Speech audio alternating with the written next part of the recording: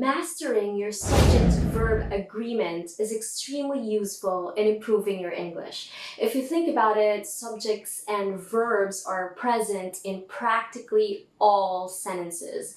The thing is, we get confused a lot as to how we make subjects and verbs agree, correct? Like, where the heck is the subject? Or is the subject plural or singular? What verb do I freaking use? Well, that's totally understandable, and guess what? If you watch this video till the end, you'll walk away with much improved confidence in dealing with your subject-verb agreement, because we'll be talking about the troublesome cases concerning subject-verb agreement along with the more obvious and predictable rules. So, if that sounds good, please smash that like button for me, consider subscribing if you haven't already, and hit that notification bell so you get alerted when I come up with content like this. I am Winma, and I help you improve your English one video at a time.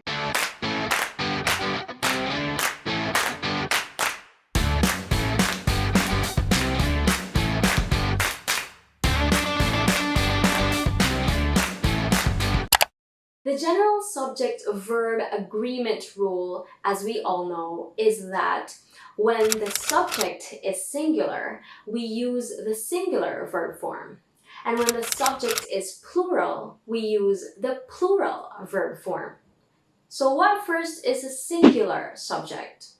A singular subject refers to only one entity, one single solo, okay? For example, the subject in this sentence refers to only one person, Winma. For another example, the subject in this sentence refers to only one thing, the lesson. In this third example, the subject refers to a solo animal, the dog. What, on the other hand, is a plural subject? A plural subject refers to more than one entity. For instance, the subject in this sentence, the Smiths, refers to more than one person. Same thing in this sentence. The subject refers to more than one child, hence it is plural. Additionally, here, the subject is not a lonely dog anymore. Two animals play here. Now, let's talk about the verb forms that should agree with our singular and plural subjects. In present tense, which could be the most problematic, we use the S form of the verb, or is or has, when the subject is singular.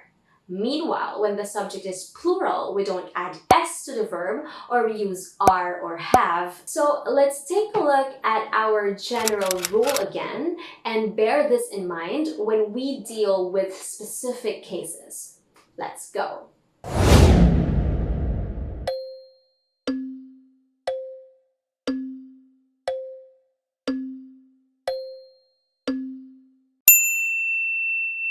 First, what kind of noun subject do we have? We have a non-count noun as subject here. Non-count nouns are nouns that cannot be counted. Food, water, advice, okay? So the rule is, when we have non-count noun subjects, we treat them as singular.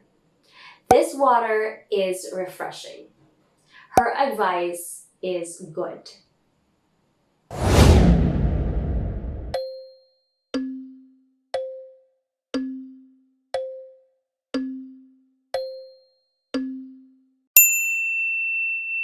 Yup, they are both acceptable. How, you ask? Well, again, first, what kind of subject do we have?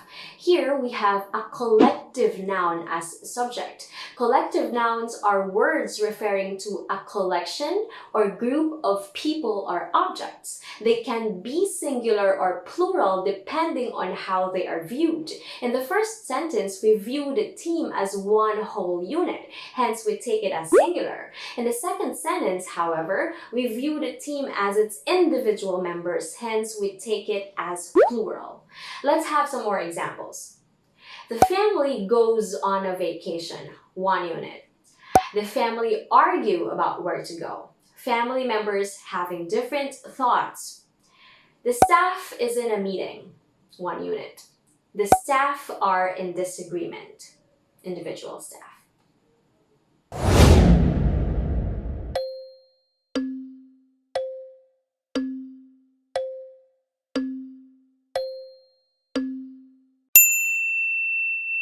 Our subject in this sentence, the poor, is derived from an adjective. As recap, adjectives are words that describe elementary way of saying it. And the rule is subject and nouns that are derived from adjectives and describe people are treated as plural. Therefore, the rich have a luxurious life. The elite control the game.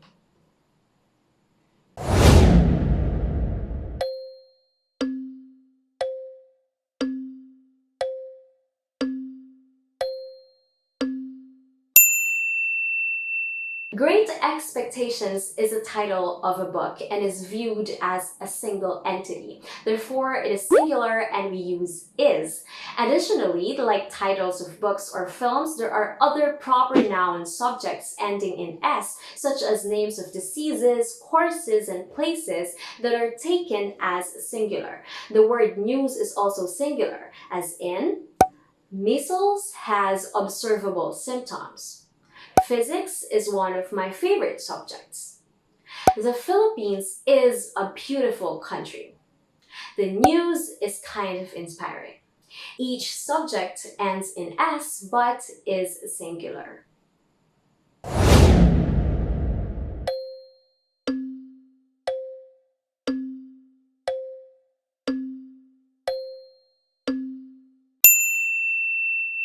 Here, we have a subject noun of distance that signals 1 unit. It is singular, so we use is.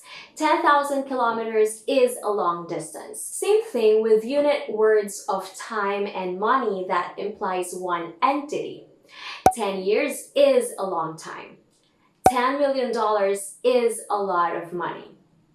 Take note, however, that these unit words of distance, money, and time could also be plural when referring to more than 1 entity. For example, 10 kilometers are added to this road. $5 are on the table. 2 days are missing in this calendar. See the difference right there?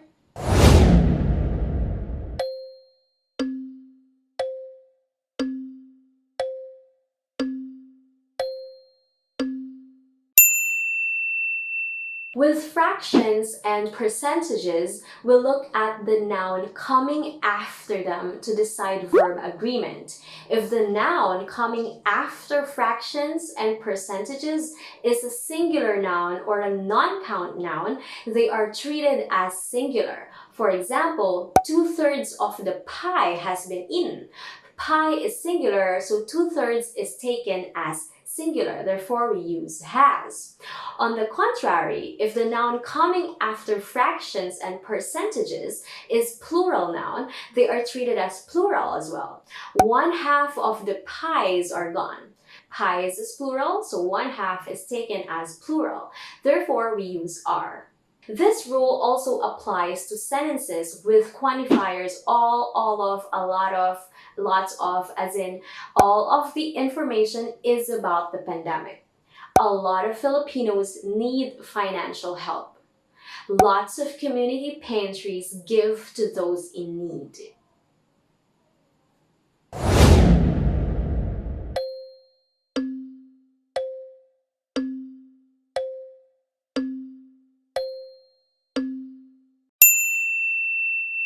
Alright, if we have arithmetical operations, addition, subtraction, multiplication, and division, they'll take the singular because they are perceived as a single numerical entity on both sides of the equation or equal signs. So, 9 times 2 is 18. 10 divided by 5 equals 2.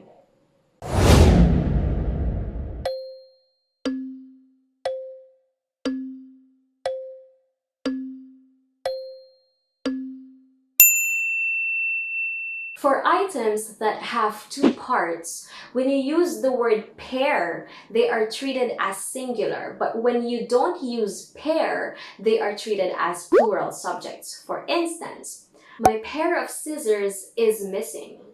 My scissors are missing. That pair of shoes is lovely. Those shoes are lovely. A pair of pants is on the sofa. My pants are on the sofa.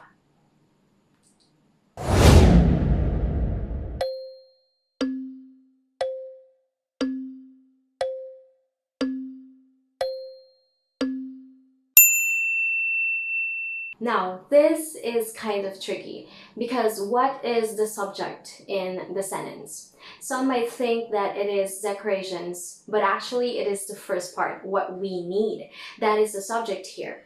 We call this type of subject a clausal subject. And decorations is nothing but the noun referred to by this clausal subject. And the rule is clausal subjects are singular even if the nouns they refer to are plural. What we have right now is books. What we think about is the side effects. That he is gay doesn't matter.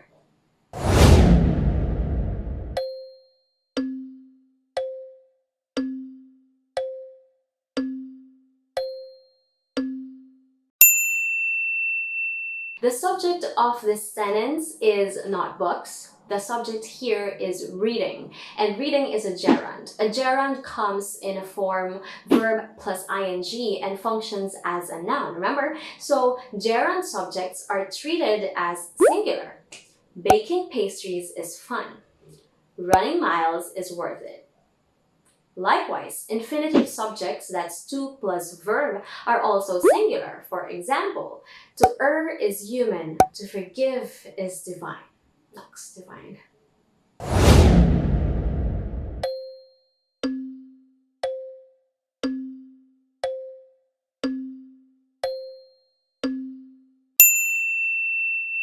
This rule is pretty straightforward. The pronouns each, every, everyone, everybody, anyone, anybody, someone, somebody are treated as singular subjects.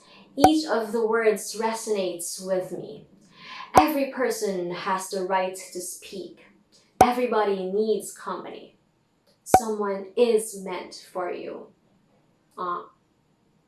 Speaking of pronouns, I just have to note this. All third-person singular pronouns take the singular form of the verb.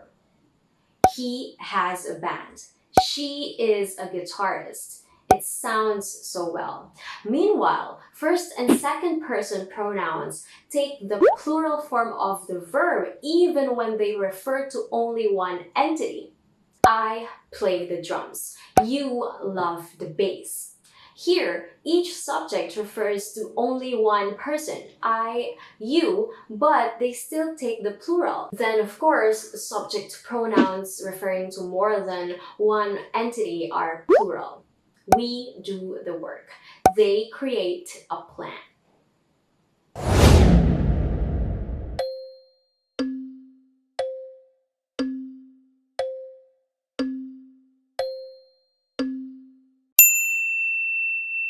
Everybody remember, a number is plural, the number is singular. Again, a number, plural, the number, singular. A number of drivers joined the strike. The number of drivers joining the strike is 35. A number of researchers state that idea. The number of researchers in the conference is 20.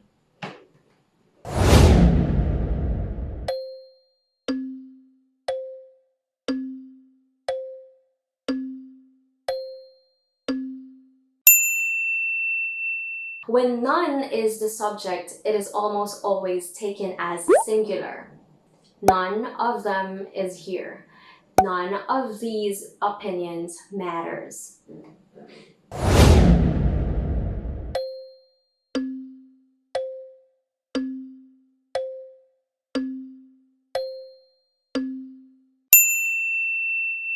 When either or neither is the subject, it is taken as singular.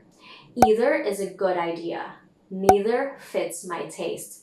Take note, however, that when correlative subjects are present, the verb agrees with the closest subject. For example, either Sarah or her colleagues are attending.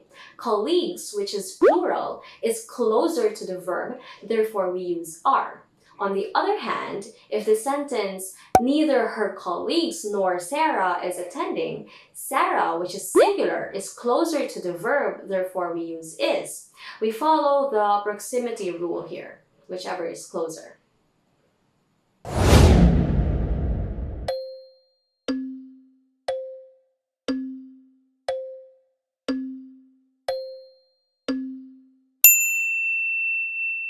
With there and here expressions, verb agreement depends on the noun phrase following them. Here, the books is plural, so we take the plural verb form, are. Let's see other examples. There is a banana on a table. There are bananas on the table. Here is a spoon. Here are the utensils.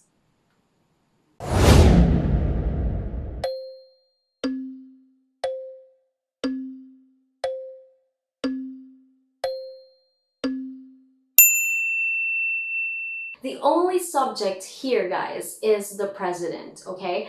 The word sidekicks might confuse you a little bit, but it is nothing but a part of what we call an intervening expression, which you can eliminate. The rule is when subjects come with intervening expressions, just ignore these expressions and determine whether the legitimate subject is singular or plural. One hint that something is just an intervening expression is when it is between commas. John, together with his friends, is dancing. The police, as well as the newsman, have arrived. Yes, the police is plural.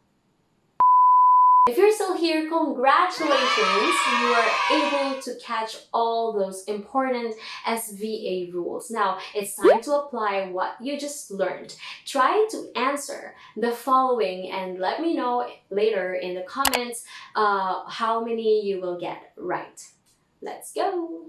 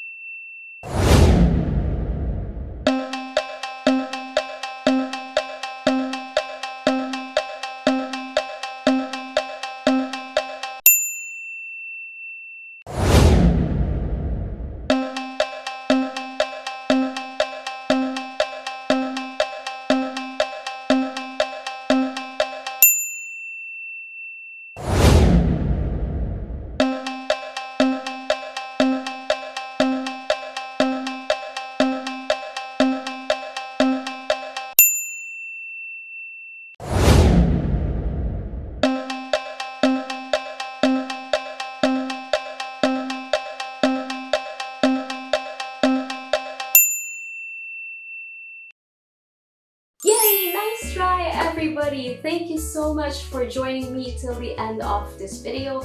I admire your willingness to learn, and you can always watch more lessons from this channel. I'll see you guys.